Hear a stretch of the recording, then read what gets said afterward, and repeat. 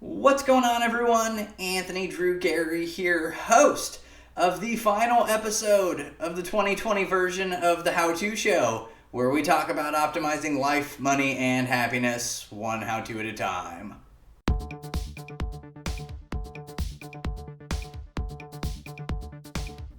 To start out this video, we need to jump in the Wayback Machine and go to the very first video that I did in the year 2020, which was all about how to set goals in such a way that you'll be able to achieve them.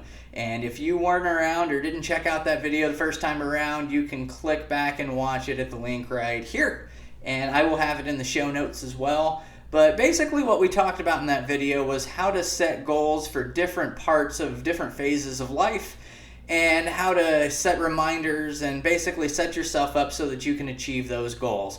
And at the end of the video, I shared my goals with the screen. I didn't do it for very long, but there were 27 goals on that sheet, and now I feel like it's time to be accountable to everybody watching that I have that same list here.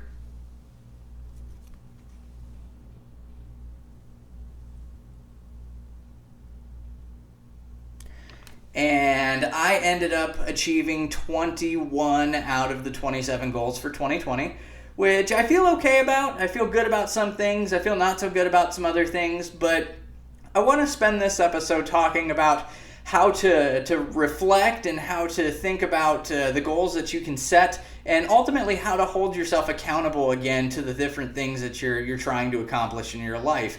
And so I had a few takeaways from this, and 2020 was not the standard year by anyone's measure. I think that's fair to say. And so I learned throughout this process of setting goals, looking back at them, the sheet of paper that you saw was on our refrigerator for the entire year. So it was really fresh in my mind throughout the entire year that I had some work to do in different aspects of my life. And so when it comes down to it, there were goals that I achieved, there were goals that I did not achieve, and I think it would serve to spend a little bit of time talking about why. So the first thing that I noticed when I went back through the list this morning is that there were different categories that I could lump the goals into. The first is goals that were too easy, and I think it's fair to say that there were a couple of those, and maybe that was a low-hanging fruit mentality that if I set this as my goal, I know I can get it. But reality says that maybe next year I should incrementally make that a little bit harder if that's still a goal, or just change it up a little bit so that it's not so easy that I've achieved too many of my goals with too little amount of time in the year. So you want to still be hungry and doing things of value in the later months as well. And so there were goals that were too easy. The flip side of that is that there were also goals that were too hard. And maybe they were too hard, maybe I just was not being hard enough on myself, but for one reason or another, those goals didn't pan out. And so those are things to look at again and to see, is that still something that I want to pursue next year? Do I want to change the focus? Do I want to spend some time just getting better at that, or do I let that go and ultimately evolve a little bit as a person? And that leads into the next thought there were goals on the list that lost relevance throughout the year. A year is a long time in the life of anyone, I guess. And so from that point of view, what was important to me in January not always will be important to me in December. And so I think it's important that it's worth noting it's okay to change your goals if your goals do change. And so, one of the goals that I had written down was to replace a car without doing any sort of loans for that, not going into debt for an automobile. And it turns out, thankfully, that we did not need to do that this year. And so technically I did not accomplish that goal, but in a way I guess I sort of did, because we got through the year without having to replace a car. Good news overall. And so the final thing that I would talk about there is that there were goals that were frankly COVID impacted. I'm accountable to my wife to set up a handful of dates based on a book of things to do in our hometown that she gave me a number of years ago. She made it as a neat little gift, and it's my job to execute those. And frankly, a lot of those places have not been open for the majority of the year, and so that made it really tough to nail those down. And honey, if you're watching this, we're going to get to those in 2020, Lord willing.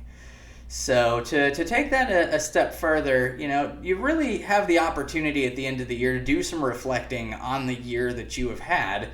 And I think that there are a good number of people that are really going to be happy with how 2020 turned out. There were a lot of wins, and hopefully I'm speaking not only for myself, but those that are watching this as well. You feel good about some of the things that you got accomplished in 2020, and so don't let that be forgotten about. Celebrate that a little bit.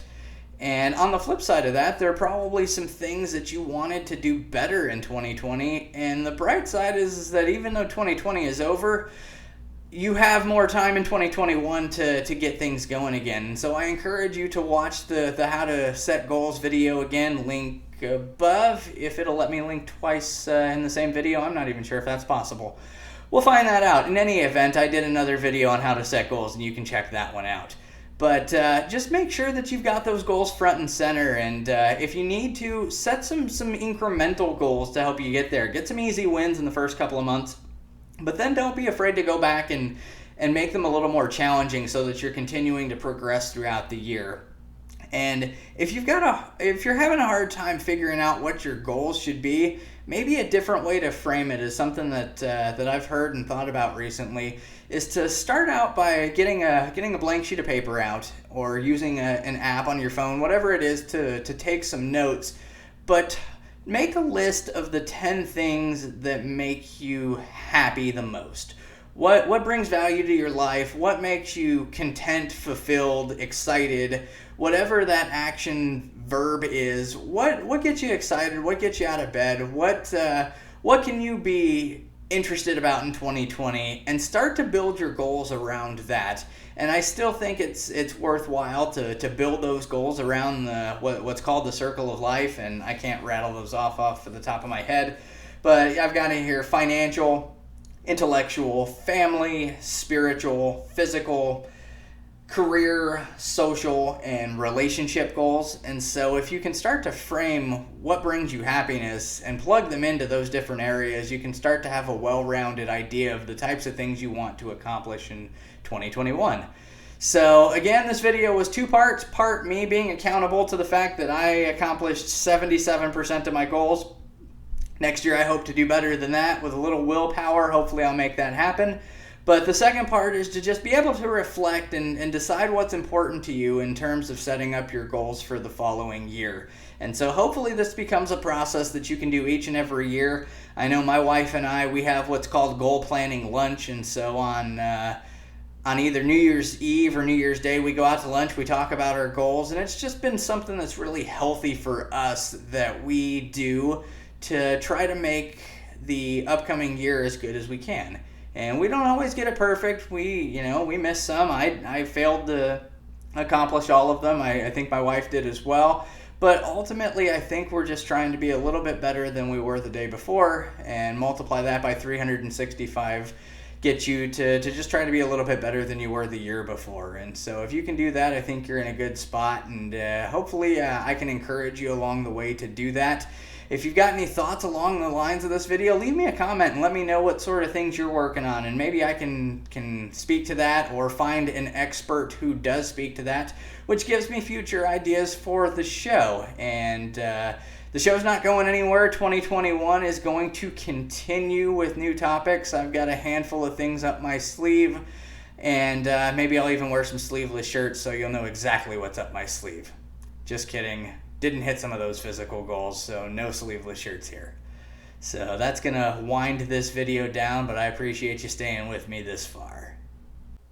That is going to bring this episode of the show to a close, and it is also going to bring the year to a close.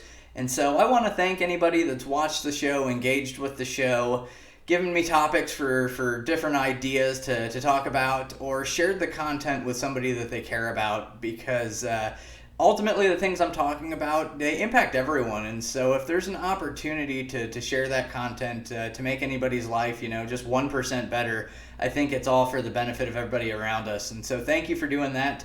Hopefully you got content out of this video. Feel free to hit the like button, and feel free to subscribe so that you can be the first to know about future videos of the 2021 version of the How To Show, which will still feature yours truly talking about life, money, and happiness.